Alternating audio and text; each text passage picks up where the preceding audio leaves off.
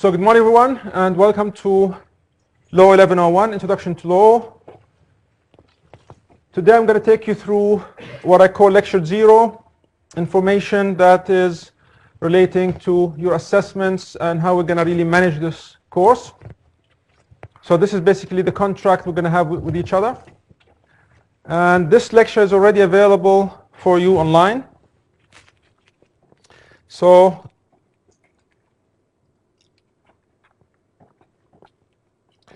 if we go to study desk,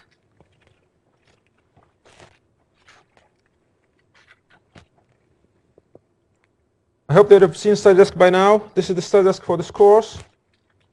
And you can see that there's useful links there. Under the useful links, you'll find course recordings. And you'll find that we have recorded for you all lectures for this semester. But that's not the only thing they're going to have there. So we're going to also have recordings for our colloquies. So you can think of a colloquy as a lecture tutorial, or what they call a lectorial. So it's something that bridges the theory or content that you see in the textbook with the application that we will do in the tutorials. Now many people sometimes ask, do I have to listen to everything? No, you don't. So it's really up to the student how much they need to listen to or how much they need to read even. Some of you have asked already whether you need to buy the textbook. It depends. Some students in the past were able to pass without purchasing the textbook. They were simply relying on the recordings and maybe some of the slides on study desk. So you can just download the slides and just check the tutorials and check the colloquies or lecture recordings and you'll do just fine. Okay? Again, it depends.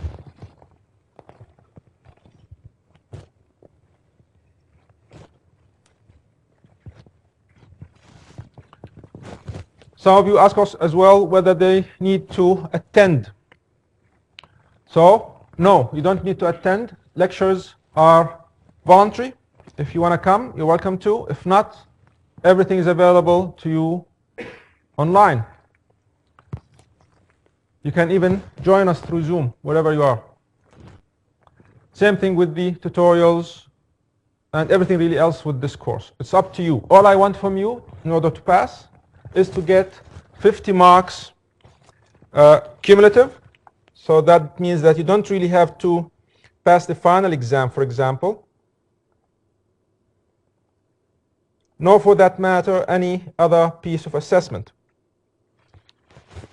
We'll go to that in a minute. These are my details. Again, Lecture 0 is available online. I'm just going to cover a few things from Lecture 0. There are office hours for you. There's one after this lecture and tutorial from 11 to 12 in Q block in my office, 427A. I'll still be lingering behind after the tutorial if you want to come and ask questions. If you're in Springfield, then of course it's going to be in Springfield in A506 in hot desk D. You can also see me by appointment. Just send me an email. Let me know why you want to meet me and what's the thing you want to discuss. Sometimes there are urgent matters. And only please for urgent matters you can call me at my office. If you need help, remember that you can always email academic support if it has to do with things academic, or you can also call USQ support, especially for things that relate to ICT, for example.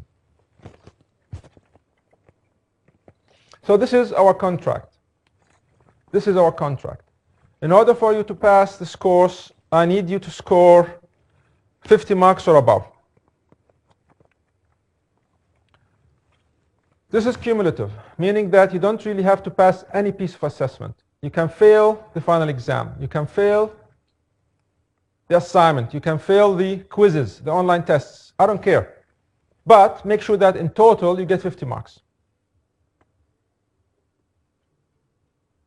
Now the final exam is going to be harder than the coursework. I can assure you that many people get 20 out of 20 in the quiz. 20 out of 20 in the assignment, and even 10 out of 10 for the tutorials or online quiz 2. And they still fail the final exam, especially part B of the final exam. So again, what we are going to teach you in this course is two things. Legal knowledge, which is something very, very, very basic. Again, this is introduction to law. We don't expect you to become lawyers after you graduate. Some of you, even, however, use the knowledge that they gained from this course to actually even go and represent themselves in QCAT, for example. But the point is, I don't expect you to become lawyers. So it's really at an introductory level. However, we still need to give you enough so that you understand how legal skill works. And that's the difficult part of this course. And that's the part you're going to be tested on, mostly in part B of the final exam, but also in the assignment. So what am I telling you? Try to get the 50 marks as soon as you can. Don't procrastinate and say, I'll just pass on the final exam. You will not. When you go online and listen to this lecture 0, you'll find that I told you to go ahead and start by downloading everything already. You need to download the 20 questions you have for the quiz now. And download your scenarios for the assignment now. We'll talk more about that in the tutorials. But make sure you have everything next to you when you're sitting at night, reading the textbook or listening to these lectures. You are ticking the boxes as you go through them. So you start with the first question, read it. As we cover those chapters, you are answering the question. Don't leave it to the very end. I want you really to get 20 out of 20 on these things. Not because I want you to get an HD. You're gonna still get a C probably, even if you get 20 out of 20 on the first quiz and on the assignment. So what I'm telling you, it's very easy to pass, but it's difficult to get an HD. Okay? If you want to get an HD, you really have to focus on what I'm going to teach you as far as legal skills are concerned.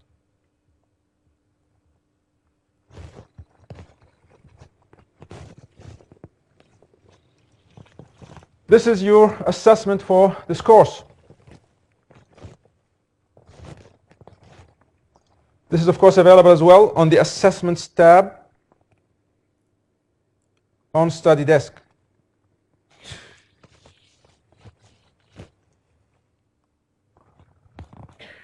Now it says here that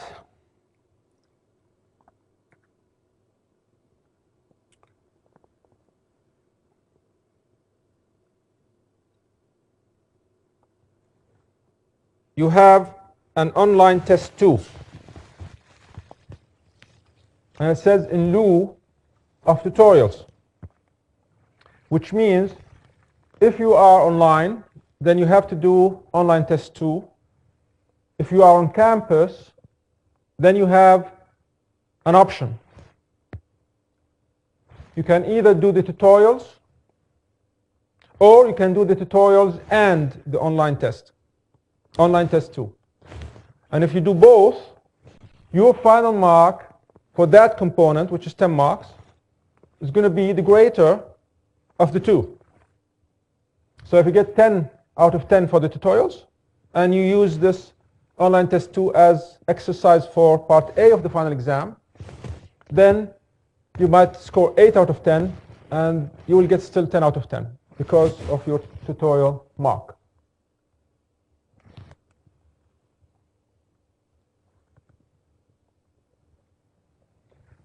Soon, there will be an exam briefing that I will post on Study Desk that will give you more information about your final exam.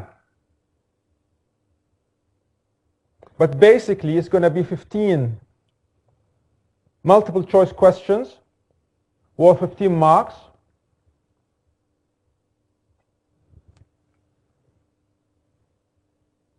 Which I'm going to most likely release to you when we come back from the break. And part B is going to be 1 or 2 problem-solving questions that will come from the substantive areas that we will study in this course. So things like mostly tort law and contract law. There could be some criminal law or agency as well. Now,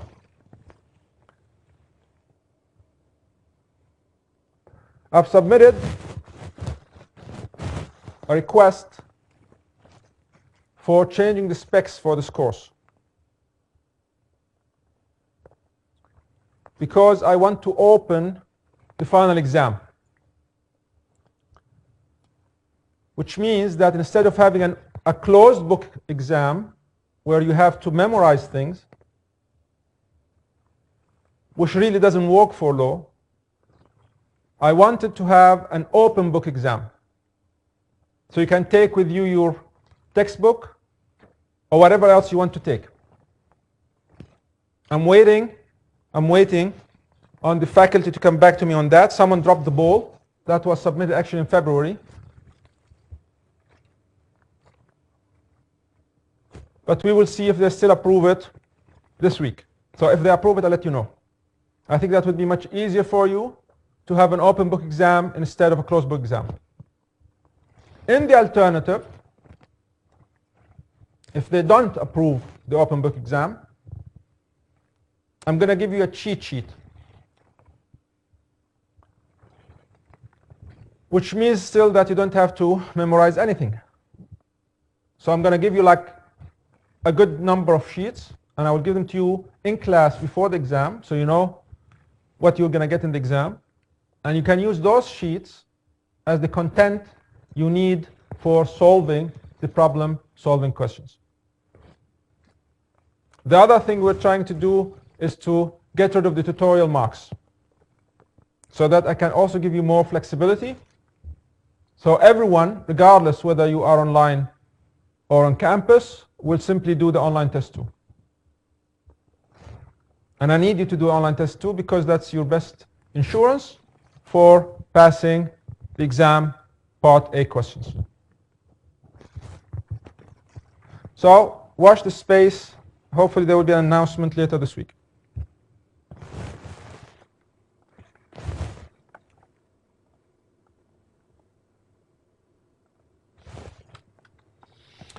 All right.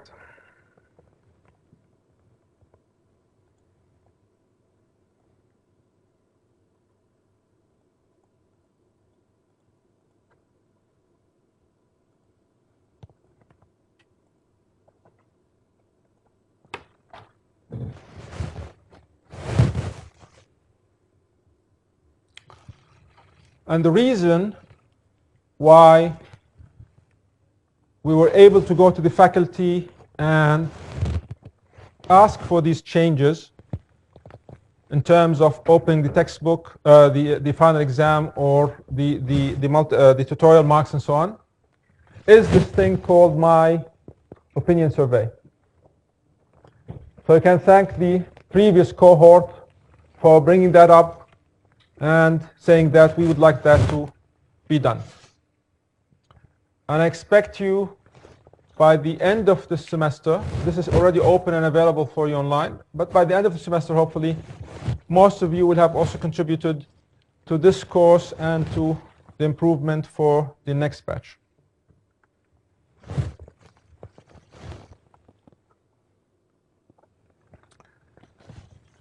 So, again, this course has two components. The first is legal knowledge. That's the easy part. That's the part you can pick on your own, really, just by reading the textbook. The second part, which will be relevant to your assessments in relation to the assignment and to part B of the final exam, is this legal reasoning skills.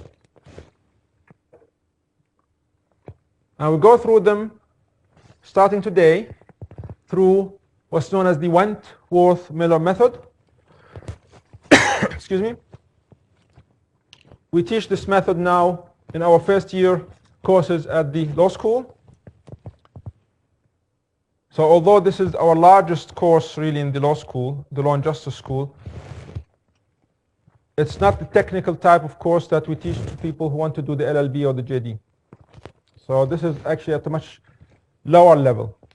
But we will still introduce you to these skills and introduce you to the methods we teach in law courses, but at a basic level. So the questions that will be given to you in the final exam are really very basic compared to the ones we give in our law classes. And the reason for that is that if you go and check your specs, so that's the contract between you and the university, your specifications for this course specify clearly that you have to have a critical thinking component, but at a basic level. The Wentworth-Miller method will lead us to something called the ILAC. So this stands for Issues, Law, Application, and Conclusion. We will also introduce you to statutory interpretation and, of course, critical analysis. All of this is really to get you to start thinking in terms of legal issues. It really doesn't matter whether you are a lawyer or not, but you are able to put the lawyering hat when you are required to. So you could be a legal analyst, a business analyst, or you could be a manager, whatever. You should still be able to have the legal hat available to you. So always ask, what is the legal issue? In fact, you can apply that to everything that you think about. You have always to identify the issue. So these methods are there for us to be able to spot what we call spotting the legal issue. Let's be very clear. If you cannot spot the legal issue in the final exam in part B, you're going to get a 0. Okay? That's why it's very difficult for you to get those 35 marks in part B. So don't think that, oh, it's okay, I still have 35 marks on the final exam. Start getting the marks now from the easy quizzes and the easy assignment.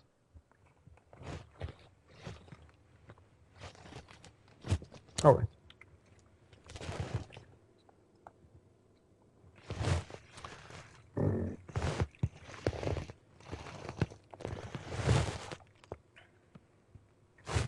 This is just simple stuff to get you to know what's available for you. We're not going to do really meetup groups this time around, but I'll be taking over that function. So anything that you need, you can always come to the office hour or make an appointment. In relation to the assignment, there will be something called formative assessment, which means that you can send me a draft of your assignment, and I will actually mark it for you before the summative assessment. So you can take it back and do the changes that you need to do. Hopefully, when you submit it again, it will get a higher mark.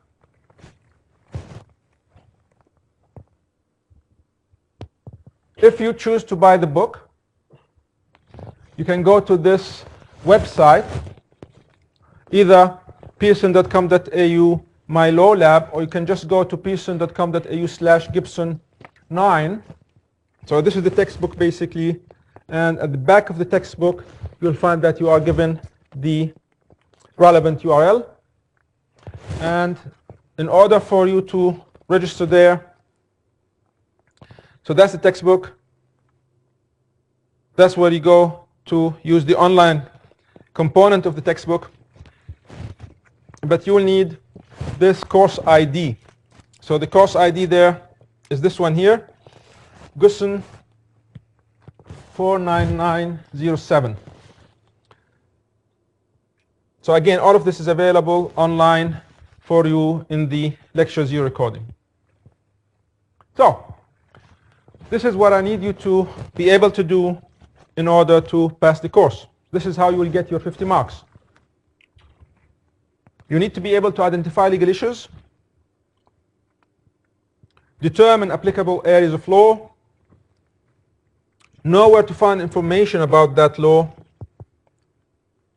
and understand elements of legislation or case law, interpret these elements or the legislation, the case law, and apply legal rules to facts.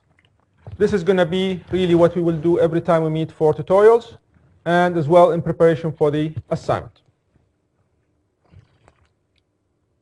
CR, at the end of that sentence there, CR stands for course reader. So it's just a textbook. So that is your page 7 of the textbook or the course reader. All right, any questions so far before we start on our colloquy?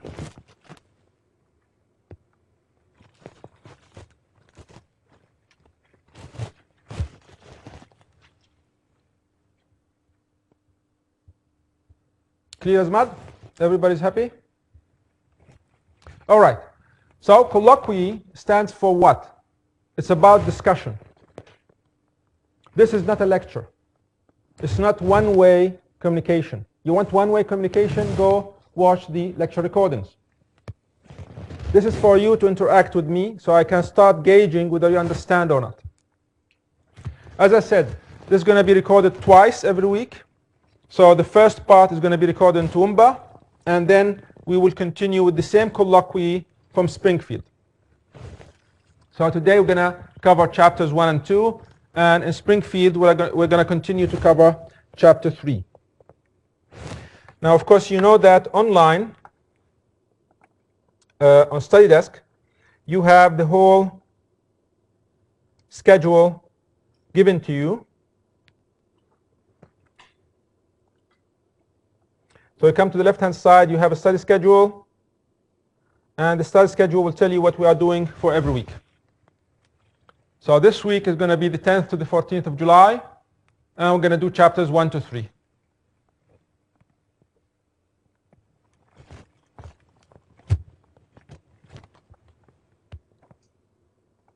All right.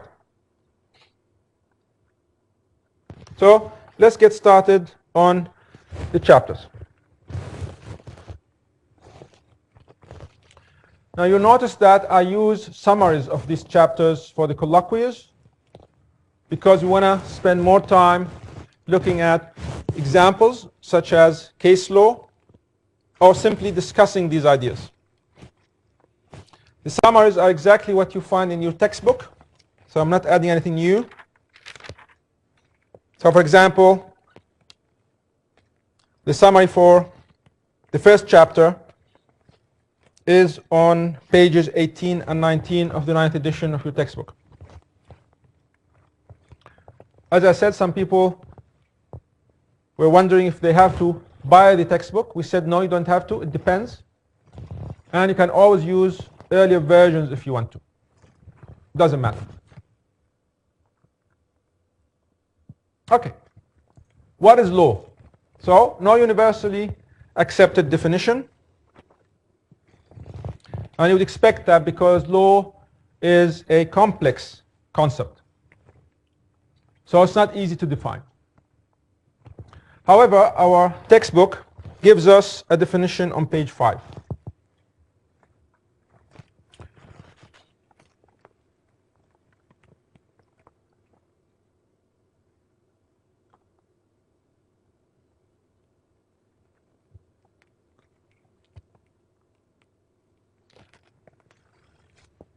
So if we go to the textbook,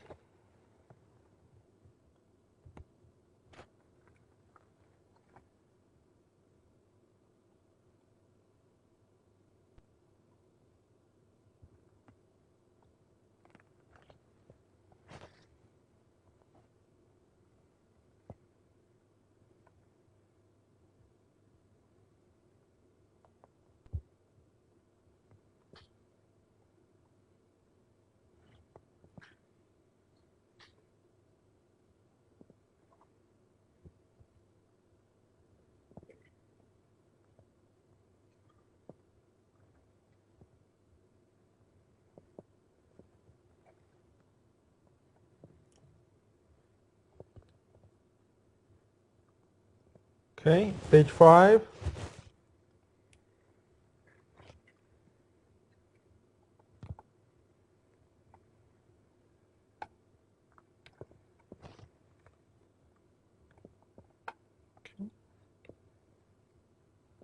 All right, so what is law? And you find that we are given this definition.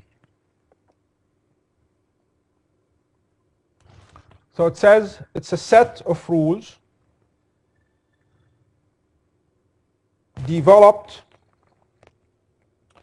over a long period of time regulating people's interactions with each other which sets standards of conduct between individuals and other individuals, and individuals and government, and that are enforceable through sanction.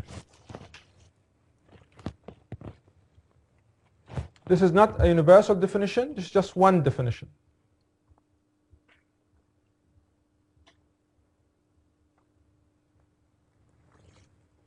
Now, I'm going to use this definition to introduce us to the idea of elementizing.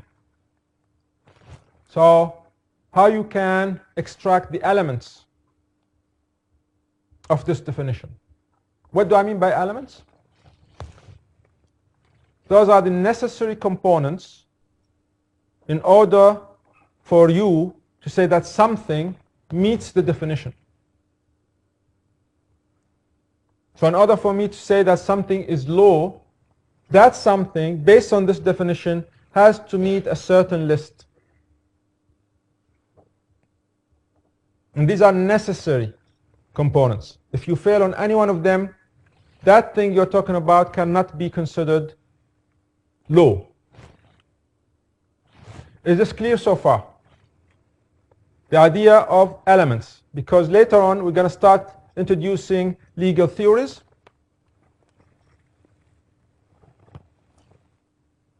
Like defamation, like assault, like murder, manslaughter, negligence, nuisance, detenue, all of these things, every and each one of these will have elements.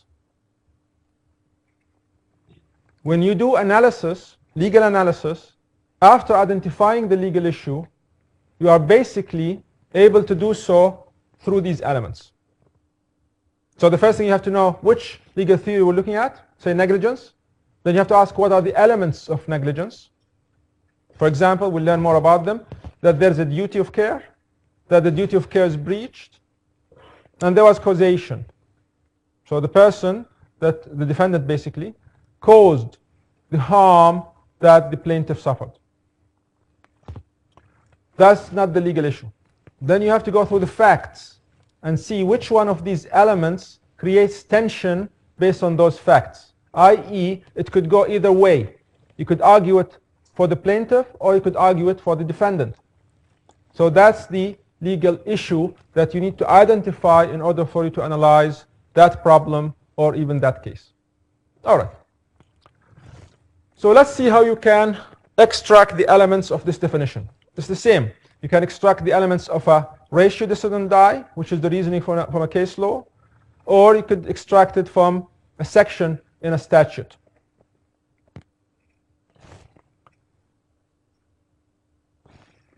Can someone start us off and give us an idea of what needs to be met?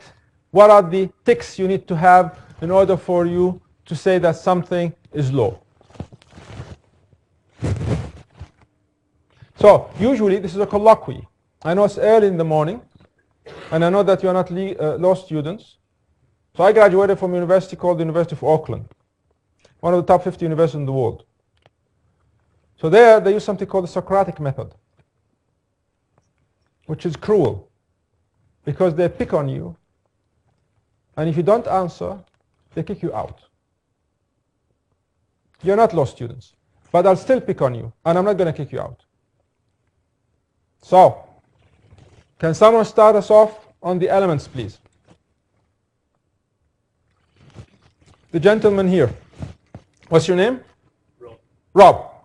So I'm trying to get to know what I need to get to meet, basically, from this definition in order for something to be called law. What is the first thing that whatever I'm trying to test here should be in order for it to be considered law? Who said that? Okay. So, the lady next to you, do you agree with her?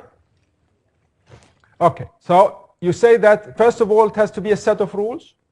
Okay. What is the next thing? What's your name? Chloe. So, the first thing, it has to be a set of rules. What is the next thing? Okay, so you're saying it should regulate people's interactions with each other. So it's not just a set of rules, but it has a purpose. And the purpose is to regulate people's interactions with each other. The person behind you, what's your name? Jackie. Do you agree with Chloe? And you agree with Zan? Do you agree with both of them? So you're happy to, so far we have two elements. What else do we need? Okay, so you're saying that it has to be a set of rules regulating people's interactions with each other. It has to be a set of standards regulating conduct. What else? Conduct what? Between individuals and individuals? And? Individuals and government. Okay. Are those separate things, you think? You're Jackie? Yep. Do you think, Jackie, that individuals and individuals, interactions between individuals and individuals are different from interactions between individuals and government? The lady behind you, what's your name? Brandy. Do you agree with Jackie? What kind of law do you think is going to be a standard that regulates the conduct between individuals and individuals? What would we call that type of law? Civil? Yeah? Do we also have a different name for it? The gentleman behind you. What's your name? Josh. What do you think? Civil law. Is there a different synonym for it? A different name for it? The gentleman behind you. Your name? Ryan.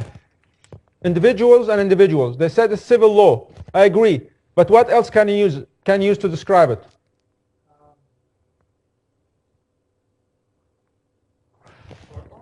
Tort law is civil law. Yeah, the gentleman next to you with the cap. What's your name? Cooper. What do you think? Public law.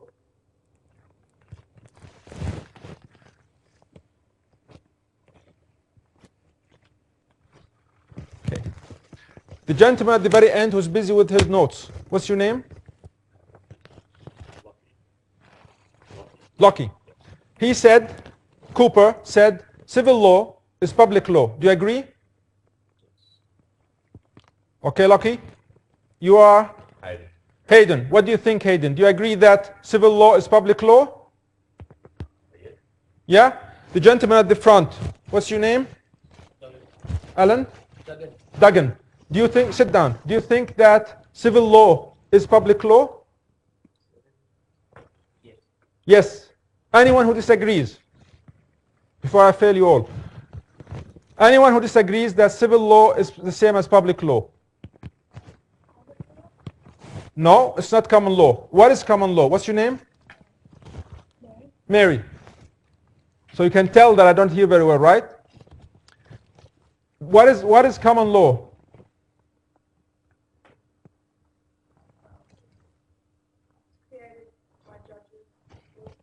Yeah, common law is created by judges. Yes, so it's more like case law, or it's the common law that we got from England, which is of course the legal system our system evolved from. What's your name? Joyce. Do you agree, Joyce, that civil law is the same as public law? Okay. Okay. All of this started from what? Started from us trying to figure out the difference between what interaction is individual and individual and government. One of these is public law. The other is private law, which we also refer to as civil law. Guess you what? Which one of these is called private law? Come on! Private because it's between individuals. So it's private to them. Public because what is involved? The state, the government. So the first one is what we call private, the second one is we call public. Is that all we need? We set the elements. Rule, set of rules, regulating the interaction between people, standard of conduct, and what? Has been forced through sanctions. What's your name? Jeff. What do you mean by sanctions? Only punishments? What type of law is going to punish people? The gentleman there, what's your name? Fahad. What is the type of law that punishes people? Criminal law? Okay. The lady next to you, what's your name? Danaka. What else do we know about sanctions? Is it only punishment? Compensation, Jackie says. Do you agree with Jackie? Yeah? The lady next to you? Charlene. What do you think? Other things of sanctions? They said punishment, compensation. The gentleman there? Consequences. What's your name? Jordan. What kind of consequences? What do you mean by consequences? Things that happen that aren't necessarily punishment as such. Give an example. Compensation is to pay money, right? Punishment. What kind of punishment do you think would give you consequences? Give me an example of punishment, Jordan. Going to prison. Imprisonment. Charlene. Okay, community service. Gentleman next to you, what's your name? Connor. Any other type of punishment? Pay a fine. Fines. Different from compensation? You betcha. Why?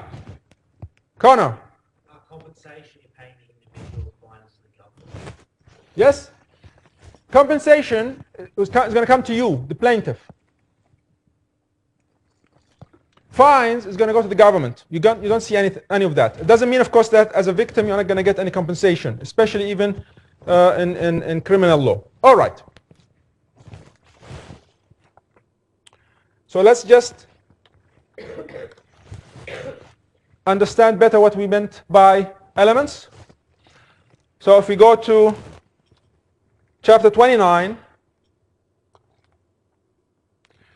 which we will cover later when we talk about torts.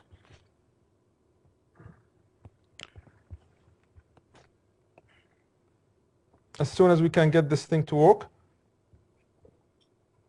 Of course, because there is no 811, is there?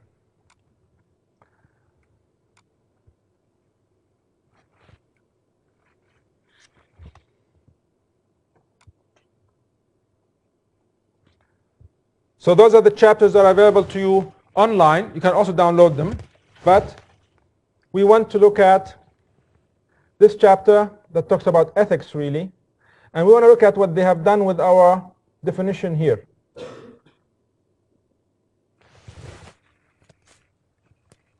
So this is what we mean by elements. Or parts, whatever you want to call them. But they are elements because you have to meet each one of these elements in order for you to make the definition of law. Set of rules regulating people's interactions, setting standards of conduct, and enforceable through sanctions.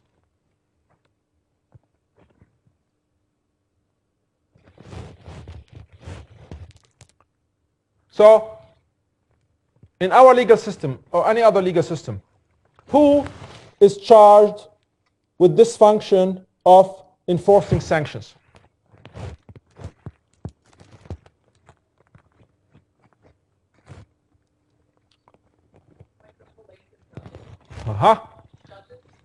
The judges? What about the police?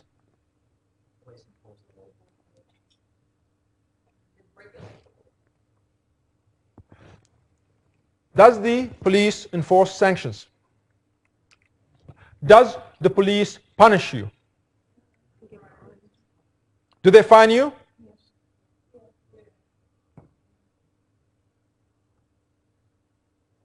Is that their job? What's your name? Steve. Steve. What do you think, Steve? They just apply the law. They apply the law? So who is actually responsible for sanctioning you actually? Okay, the decision maker. So the police will charge you with something, but they are not going to really impose the sanctions on you. Okay.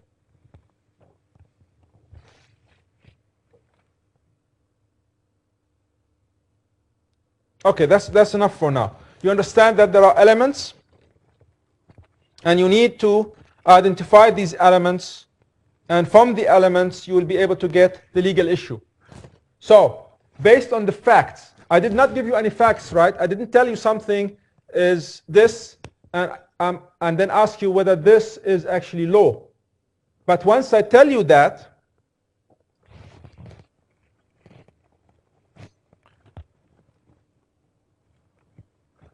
let's say that there is a rugby union club. Let's say that we are watching a game between the All Blacks and the Lions. Now, rugby union has a set of rules. Now, I want you to tell me whether those rugby union rules are actually law. Yes or no? So, we said at the very beginning, law is very similar to mathematics or statistics. The issue here is not whether you say yes or no. The issue is to see whether you are capable of critical thinking, which means that you have to implement the framework and show me that you are looking at each element, if that element, or especially if that element introduces or raises a legal issue. So, if you just say yes or no, if it's a final exam question, you will get, even if it's right, at best a C for conclusory. We're not looking for the conclusion. We're looking for the analysis. Show me your train of thoughts. Show me your critical skills. So, let's do this one more time. Rugby union, the rules of that sport, are they a law? What do you need to do to answer that question? Charlene? Go through what? The elements. So, tomorrow we're going to talk about negligence. And the day after tomorrow we're going to talk about contracts or agency or anything else that you will ever see in law. I'm not going to teach you the whole law. No, I will not. But I'm going to teach you how to actually analyze anything thrown at you from any area of the law. Because you'll always go and do this. You are going to look at something, you're going to look at the elements, and after you look at the elements, what are you looking for? You are looking for the legal issue. Let's go back, Charlene, and look at rugby union rules. Let's look at the first element. It says it has to be a set of rules.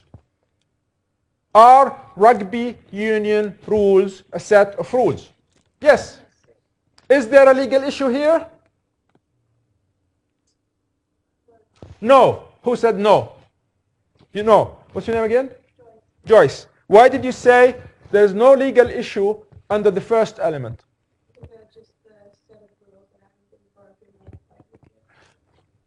But the simple answer is because we said yes. On the facts that it is the set of rules for rugby union, there is no tension. It would be unreasonable of you to stand in front of a judge or even writing an answer for a question in exam to argue, oh no, it's not a set of rules. That would be unreasonable. You're wasting your time. So, no tension. We're looking for something closer to the middle, where it could go either way. Let's look at the second element. We said the first element, there's no legal issue. Regulating people's interactions. Charlene, sorry. Yes? Rugby union rules regulate people's interactions? What did we say about people's interactions? We said that they are gonna regulate their behavior. Is that correct? Any legal issue? Any legal issue? Is it reasonable for you to argue otherwise? Based on what? On the facts. Where did the facts come from? From our example. What is our example? Rugby union rules. If I change that, maybe that becomes a legal issue. What about the third? Setting standards of conduct. Okay. So far, we have no legal issue on the first element, no legal issue on the second element, no legal issue on the third element, meaning that our rugby union rules meet the first element, meet the second element, meet the third element. Okay? What about the fourth element? It says it has to be enforceable through sanctions. Are rugby union rules enforceable through sanction? The gentleman here, what's your name? Craig. Do you think that rugby union rules are enforceable through sanction? If they are low. Yes, because player breaks rule or whatever, it can be them off the field, so that could be a punishment. Yeah. It can be, I'm not sure, I'm not familiar with it, but it can be thrown out for the season. Yeah. Punishment. So Craig says rugby union rules are low. Who agrees with that? Because he says we have met all the elements. There are no legal issues here. So immediately we say that they are actually a legal system. Who agrees and who disagrees?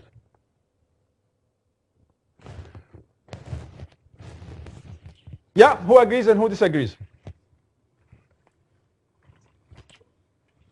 The gentleman here, do you agree or disagree? Agreed. What's your name? Nick. Nick agrees. The lady behind you, her name is? Shanine. Do you agree or disagree?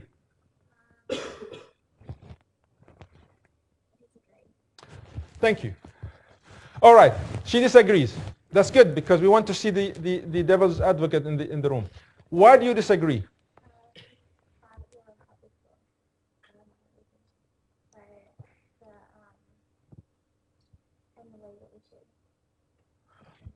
No, it's much simpler. The lady behind you, your name is? Claudine. Do you agree or disagree?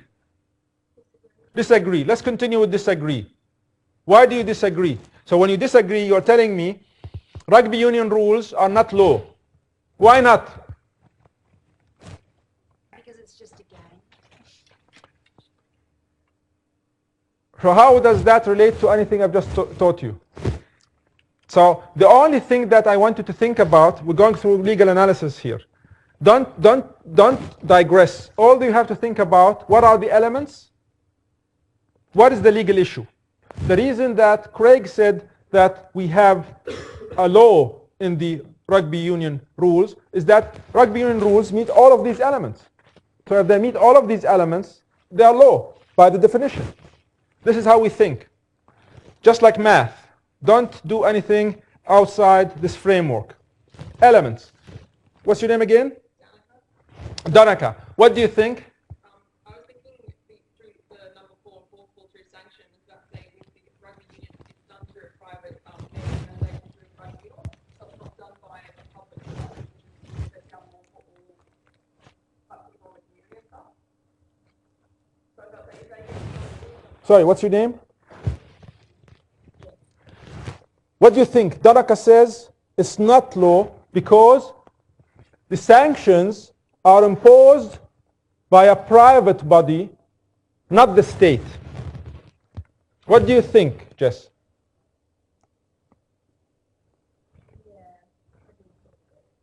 Why?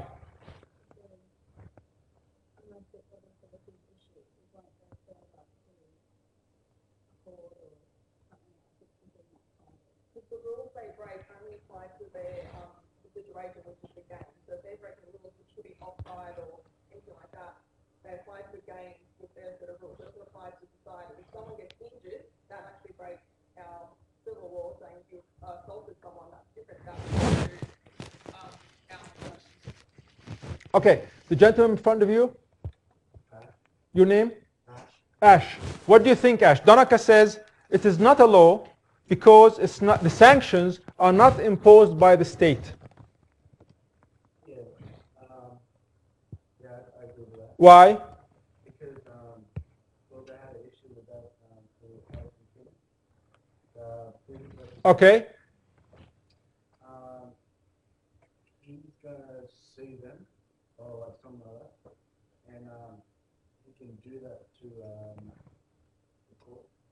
So you have to go, they went through the tribunal system.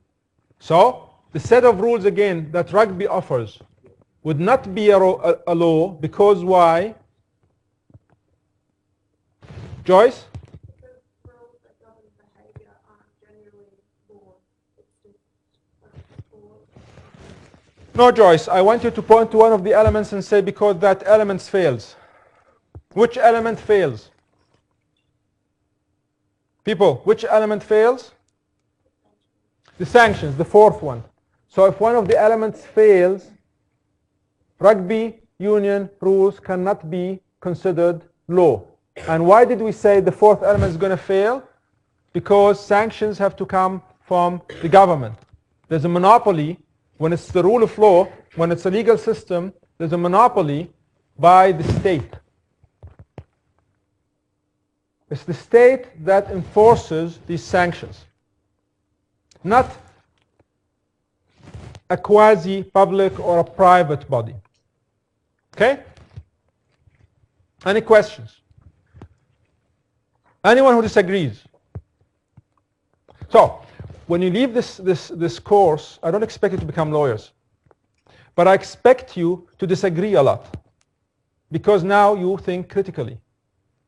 You don't want to sit in a boardroom or in a meeting and just go, that's not good enough. You have to ask questions and critique and say, I disagree. Respectfully, of course. But you have to disagree. Okay? And I want you to be able to say coherently why you disagree. In our situation, in this course, it has to go through elements, and you have to identify the legal issues, and have to say which one of the elements fails and why. Or if you are arguing for the other side, why they will all be made, and you can plead the cause of action if it's a court, it's a case law, or if it's an exam question. All right, enough of that for now. We have been going for an hour already, so I propose that we are gonna stop the recording and come back in 15 minutes. Is that good for everyone?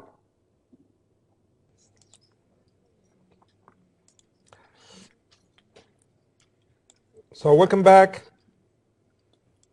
and we're going to continue from where we stopped. So basically we're talking about the definition, and the key point again to determine whether a rule is law. At the bottom of the slide, determine the source. So when we talk about rugby union rules, the source is not the state. It's not a rule that came from Parliament. The enforcement, type of punishment, and who carries out the punishment. All right.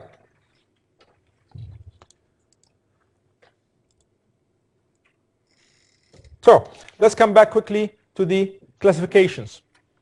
So Mary here said common law system. Okay, it's the common law. So the common law can be interpreted in a number of ways. It's a common law system because it's the legal system that comes from where? England. Thank you. Jackie. As opposed to the civil law system, which comes from where? The Roman system. Yeah. So where do we see it today? So which countries actually use the Roman or the civil law system today? Can you? The United States is a mixed system, partly civil, but the quintessential example of civil law system is what? Where? England. No, that's the common law system. Common law system is England. Civil law system is from where? Come again? Italy. Yeah. And more importantly, The biggest two are Germany and France. Okay? Of course, today there is not a single sort of, everything is mixed. So you'll find that they are sort of borrowing from each other. There's also international law and domestic law. So domestic law is the law that's passed by our domestic lawmakers. Who are the lawmakers in Australia? Where do we make law? Where? Government. Parliament. Yeah, Parliament. Which Parliament? Someone said the Senate? Someone said the Senate, and you are? Brandy. Okay? What's the difference between the Senate and the Parliament? Senate sets out the powers for the parliament. Joyce says the Senate sets what? The powers for the parliament to enforce acts and legislation. Okay, not quite. So you'll find that Parliament has two houses except in where? Queensland. Okay? So there's a lower house and an upper house. The upper house is called the Senate. And the lower house is usually what we call the Parliament or House of Representatives. Okay? That's where we make the laws. And of course there are state parliaments and we have the Commonwealth Parliament. What about international law? So international law is created by supranational bodies. Can you give an example? Like the UN. Yeah? So the UN will create that law. Does that make it a law in Australia? It has to be what? Ratified. So we have to incorporate that into our legal system by passing it through Parliament. What about public versus private? We talked about this already. Substantive and procedural. What do you mean by substantive? Can you give an example of a substantive area of law? The lady here, what's your name? Sarah. What is a substantive area of law? An example. The lady next to you, what's your name? Tanya. Tanya. Sorry, you have to repeat and with a very loud voice. Tanya, what is an example of a substantive area of law? The lady next to you. Okay, the lady here. This person, please. No? Yeah? Yeah? Substantive area of law? No? Substantive area of law? Maybe more theoretical. Yeah, give me an example. Like we have to interpret the results of. Yeah, give me the name of something that is substantive area of law. Why do we call it substantive, do you think? Because it is? Yeah, so like what? Give me any area of law.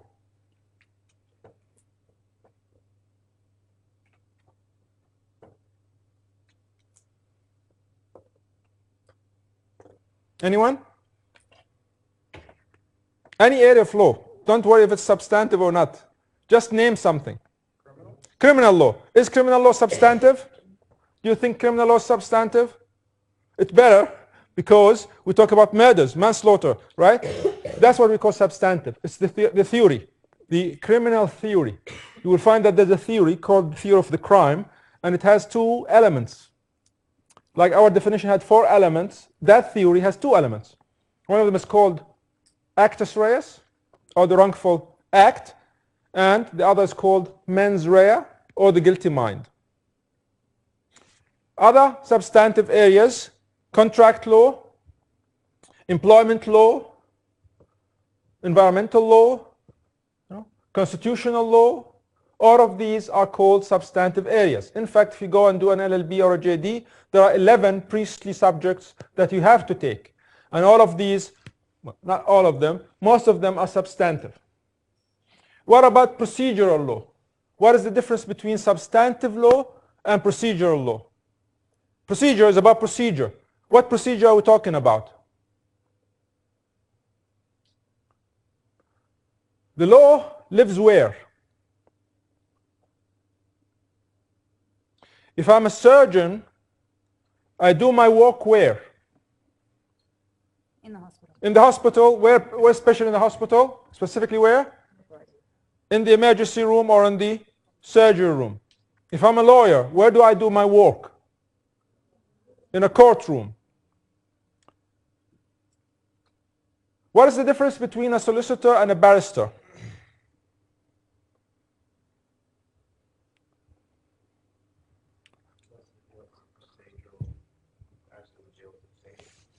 So someone says a solicitor deals with procedural and the barrister deals with substantive. Not quite. What's your name? Damien. All right. Anyone else?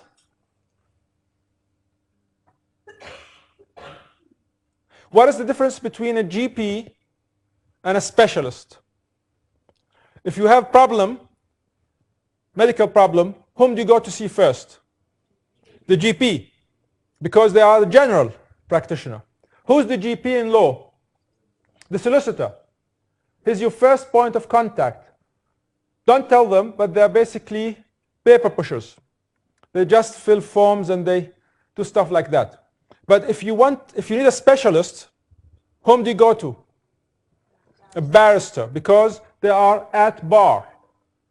Okay, or bar at law. What bar? The bar in the courtroom. So they are the ones that will run your case at court.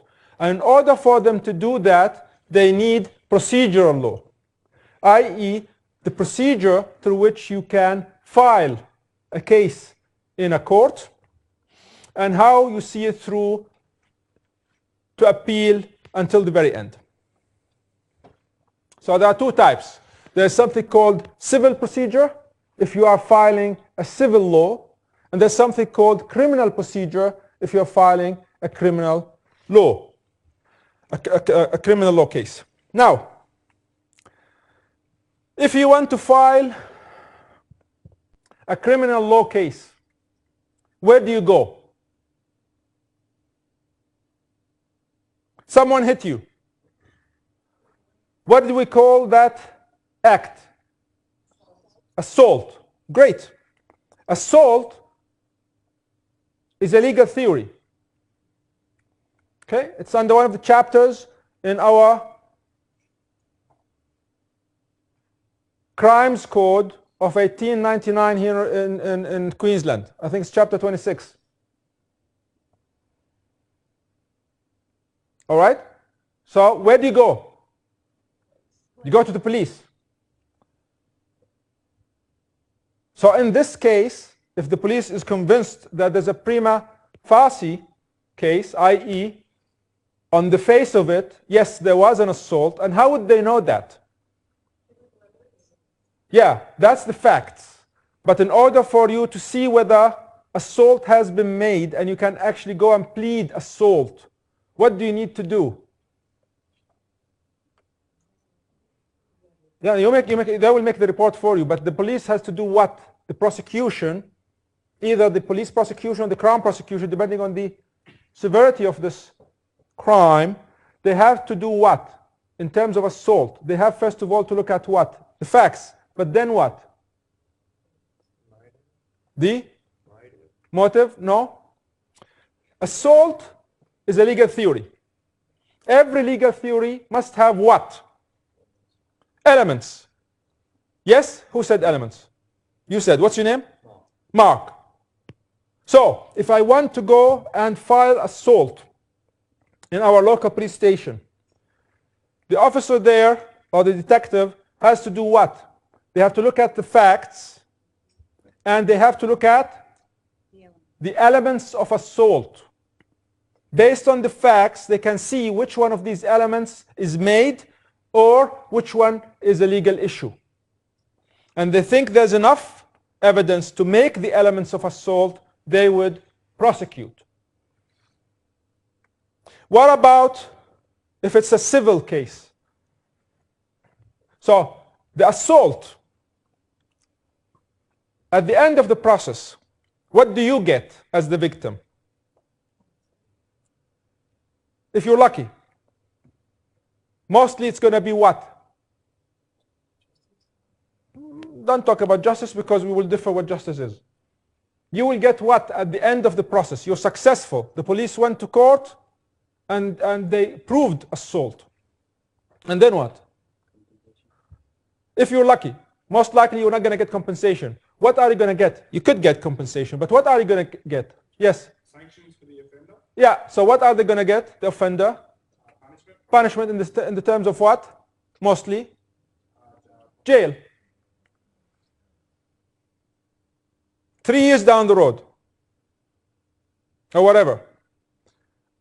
So I'm trying to tell you, if you go to a lawyer, they're happy to take you on a ride, you know. It's not a problem for them to tell you, yes, we're going to go and prosecute.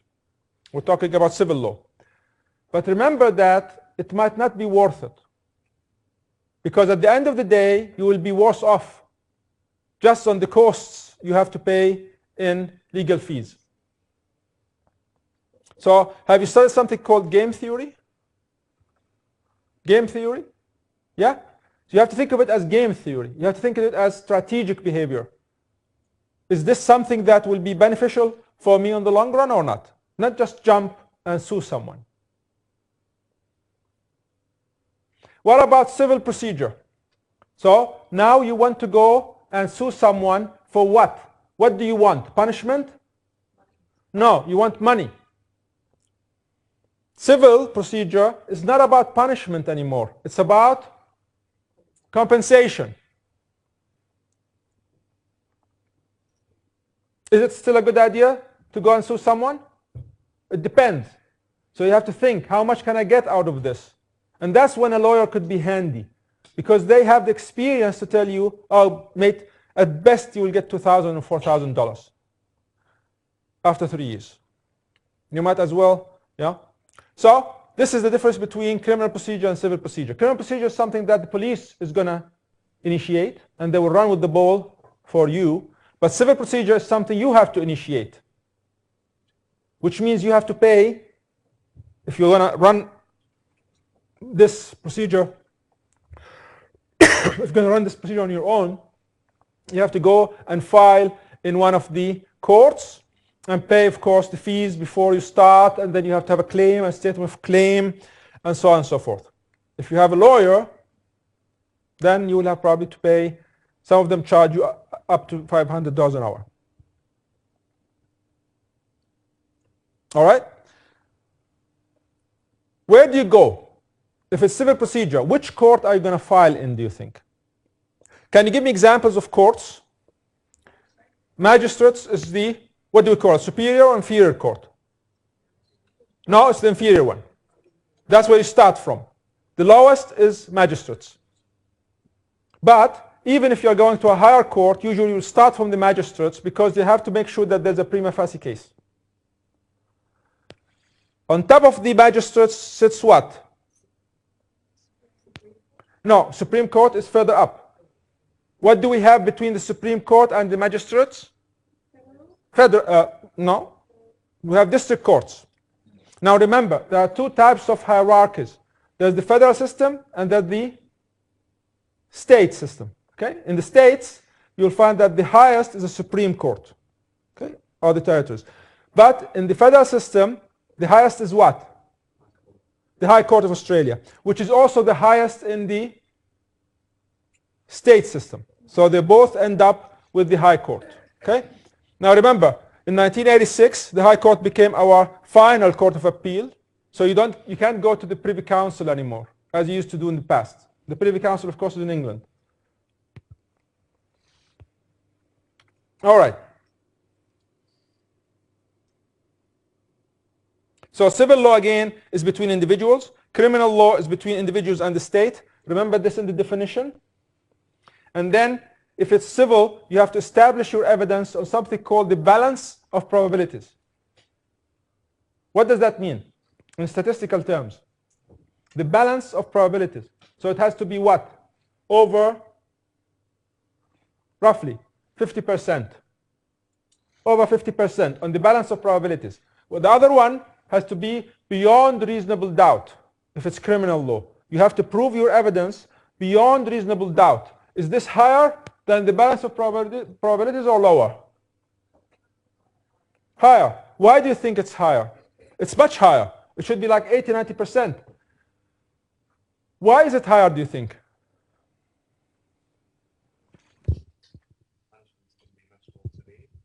Because of the consequences. Not just in terms of punishment, but in terms of stigma. Because now you have a criminal record. All right. Okay. Major sources of our law. So do you know where our law came from? It started from which legal system?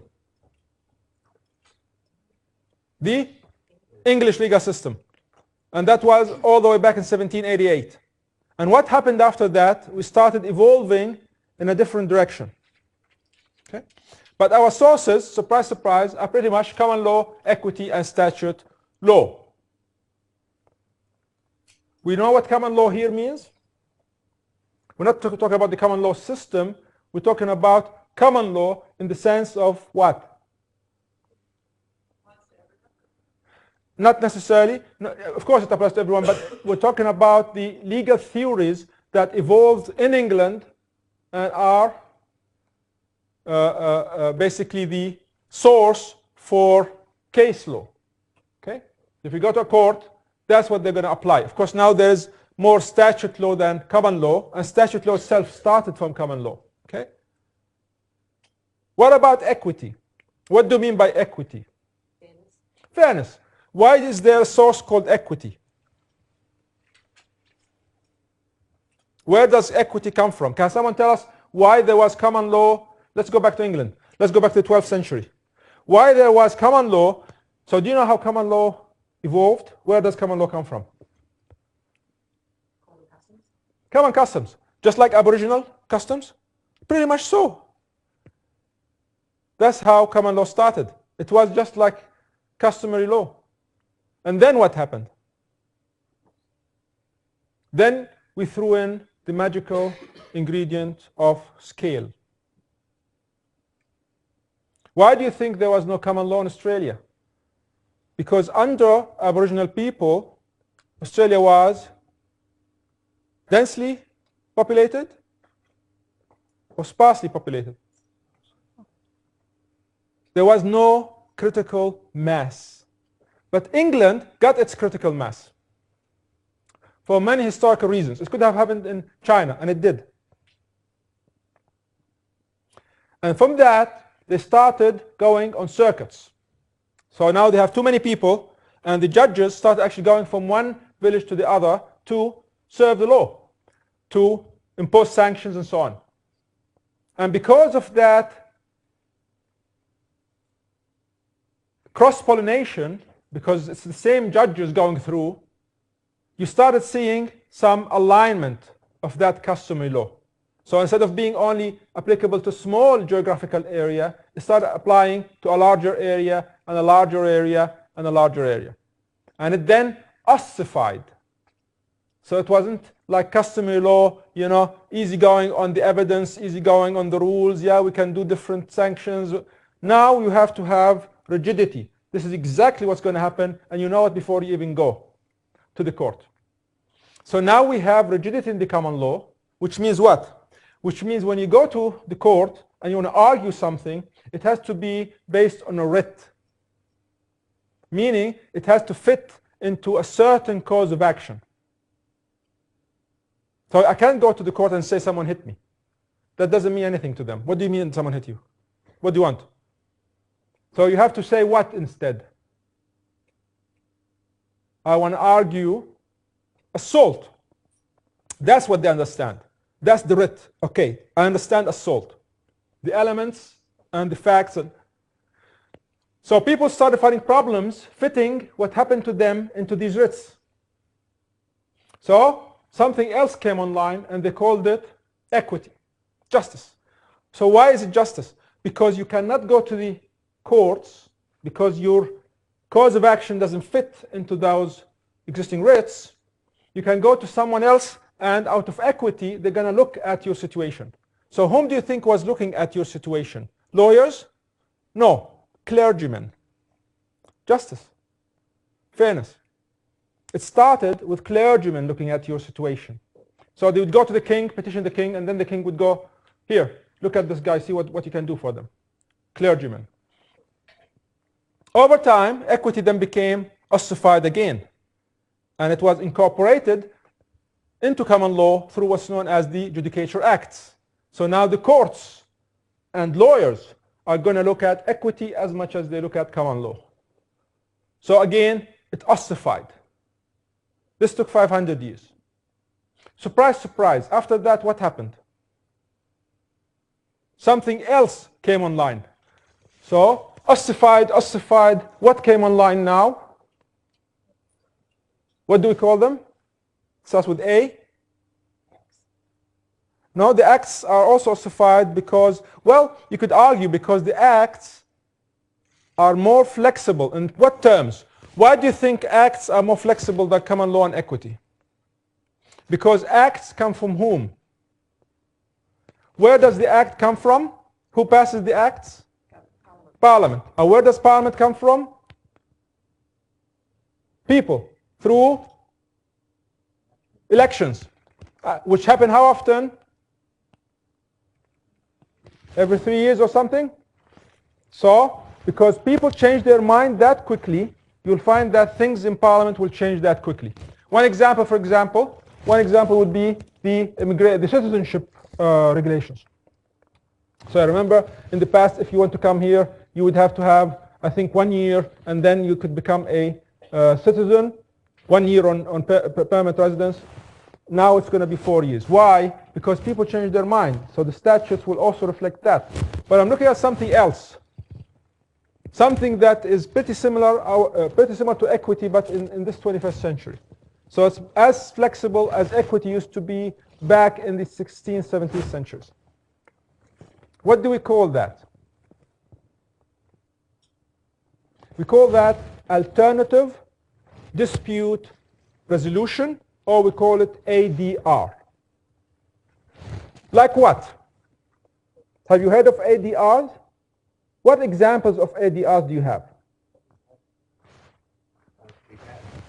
QCAT is really a tribunal, but they will require you to go through ADRs. But give an example of an ADR. What do you do when you have ADRs? Do you go to court? No. What do you do instead? Mediation. What else? Conciliation. What else? Negotiation. Arbitration. Anything but the court. That's why it's alternative. And it's playing today the role of equity back in the 16th and 17th centuries. And surprise, surprise, by the end of this 500-year cycle, or maybe less now because of this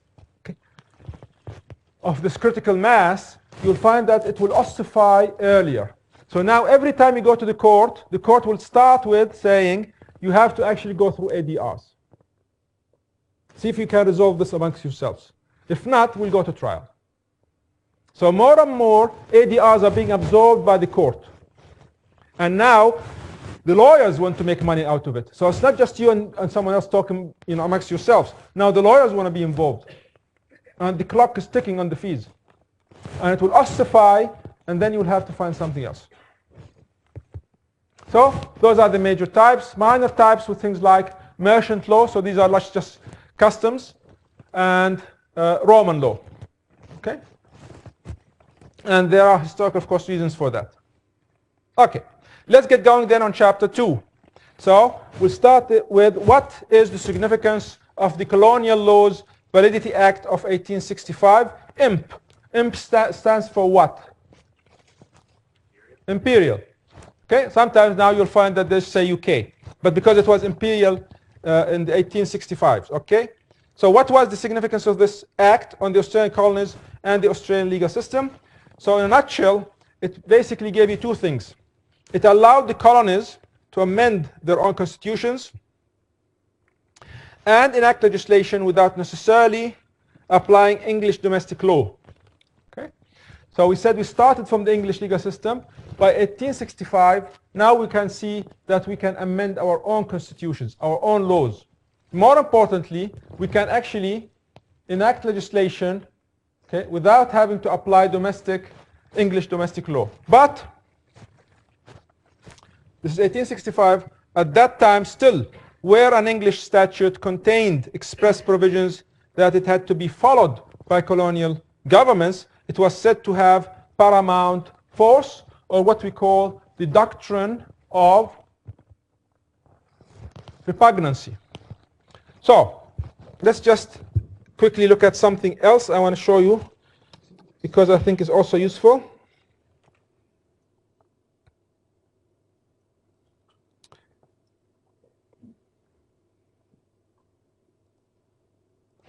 So, if you go to the library, there's something there that's called the Australian Law Dictionary. Okay? And this is available online for free. So you just go to the library website, and if you want it in hard copy, you can find it in the bookshop as well. But it's a very useful reference to have. Okay? So, I don't know what they say about repugnancy.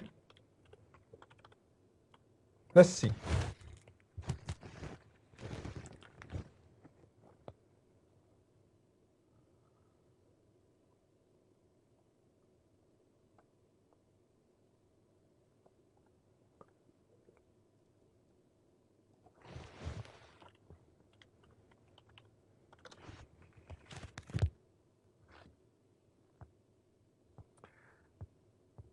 Okay, it's mentioned in other entries, but it doesn't talk about it as a legal doctrine.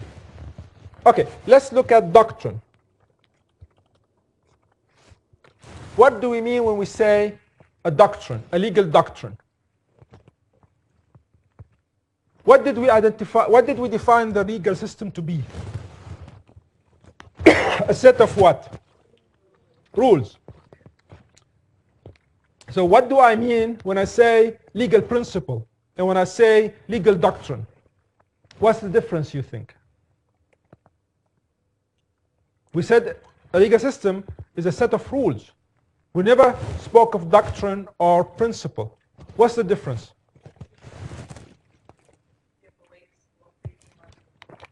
Someone? Sorry, what's your name again? Danaka says it's your beliefs or ideologies or philosophies. It's a little bit different. So as you could say here, it's a synthesis of what? Of various rules. So again, scale. So the Lego parts, the building blocks are the rules.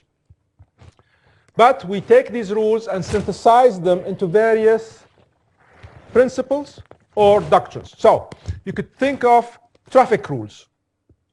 These are rules that apply to a very small area, like traffic. So they're traffic rules. But you could find a principle, like for example, the separation of powers principle, because it applies to a much larger area of law. Remember always, when I say something about principles, I'm talking really about a legal theory. When I say something about doctrine, it's a legal theory, it's a principle that has been incorporated into our case law, the common law, so through the judges, and has been developed over a long period of time. So doctrine is nothing more principle, i.e. a legal theory, but that has been applied for a long time. Okay? So rules are the smallest ones, the building blocks.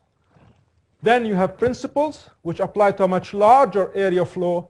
And then as long as they stay longer and longer, as they evolve through the legal system, as they evolve through application in courts, we start referring to them as legal doctrine.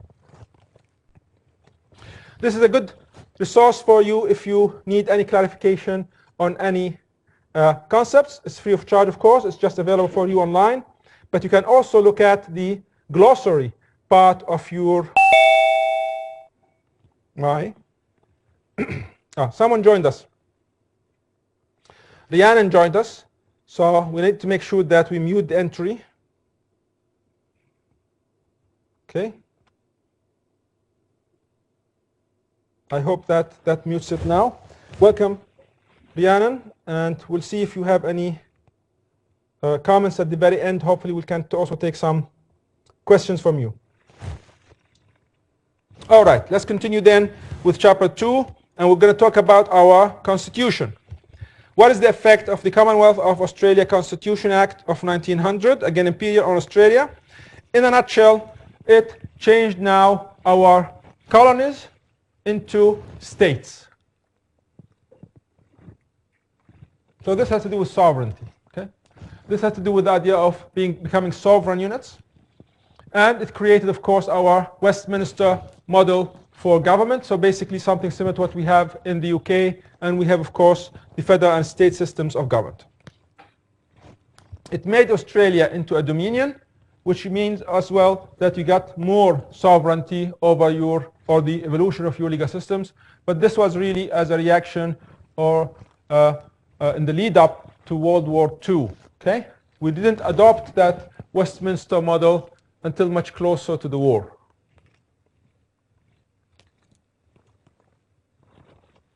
Okay? Now there's innovation in our constitution. Okay? In the sense that we have most of the powers that are talked about in the constitution are shared between the Commonwealth and the states. So we were inspired by the American Constitution. So you know the story how we arrived at this constitution, right? There were a lot of constitutional conventions in Sydney and Melbourne, and we looked at other countries, in particular the United States and even the Swiss constitution. And the Swiss influence can still be seen in this idea of referenda, because you cannot actually change the constitution unless you have referenda. Okay? You can't introduce new states unless you have referenda, depending. But the key point is that that was the Swiss influence. So, of course, our democracy is representative democracy. So we just elect representatives to parliaments. But you would see that our design for the constitution has also this direct democracy because of the Swiss influence. If you look at the American Constitution, you'll find that they have almost zero shared powers. Theirs is very brute federalism. It's either a power. What do you mean by powers, by the way? So it's a function. Okay? Functions. What function belongs to the state? What function belongs to federal government? In Australia, most of them are shared. Which means what? Which means that if the Commonwealth decides to legislate on this area, then it becomes a Commonwealth function. Okay? So there are also, of course, residual powers with the states, and there are also specific powers that are exclusive to the Commonwealth, like defense, for example. Under Section 71 of the Act, of this Constitution Act, we got our High Court of Australia, and then by 1986 it became the highest court in the land, i.e. the final Court of Appeal. Now notice that this is an imperial act, which means that it was passed by whom? By us? It was passed for us by England, and it's still our constitution in 2017. All right. So let's talk a little bit about the doctrine of separation of powers. So 3 kinds of powers. Now, you will note that there are 2 types of separation of powers. Again, the functions, separation of functions. If it's separation of powers, if it's the doctrine of separation of powers, we're talking about horizontal separation of powers. So we're talking about the same level of government, and within that level of government, we are going to separate legislative powers from executive and from judicial. But it's all the same government. For example, state government. So we're talking about the state legislative, we're talking about the state executive, we're talking about the state judiciary. There's a different type of separation of powers, and we don't talk about it as doctrine of separation of powers, we talk about it as the principle of subsidiarity, or hypotaxis. Or if it's the Calvinist or Protestant strand, they talk about the spheres of power, spheres of sovereignty. Subsidiarity comes from the Catholic Church, mostly Catholic teachings, social teachings, and the other one is from Protestant teachings, and the hypotaxis is really the Greek alternative, so it's sort of region neutral. But under subsidiarity, you'll find that there is a division on the vertical.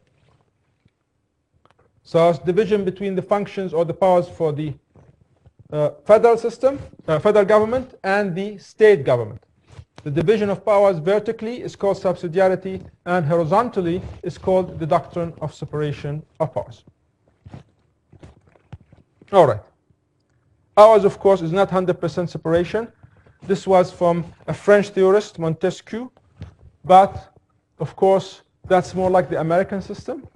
The Westminster system, you'll find that there's a lot of overlap between the legislative and the executive, simply because the legislative is part of the parliament. It's not a presidential system like the one you have in the United States. All right. Okay, so we go back then to our overarching objectives of the course, and we say that we need to identify the legal issues, determine the applicable areas of law. So can you give me an applicable area of law? After all of our discussions now, who can give an example of an area of law?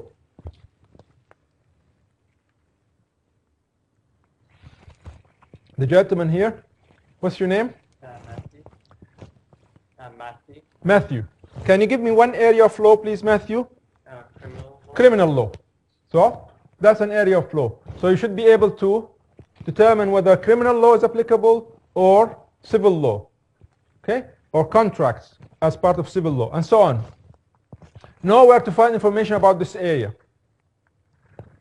So the good news is that you'll find all of this information free online.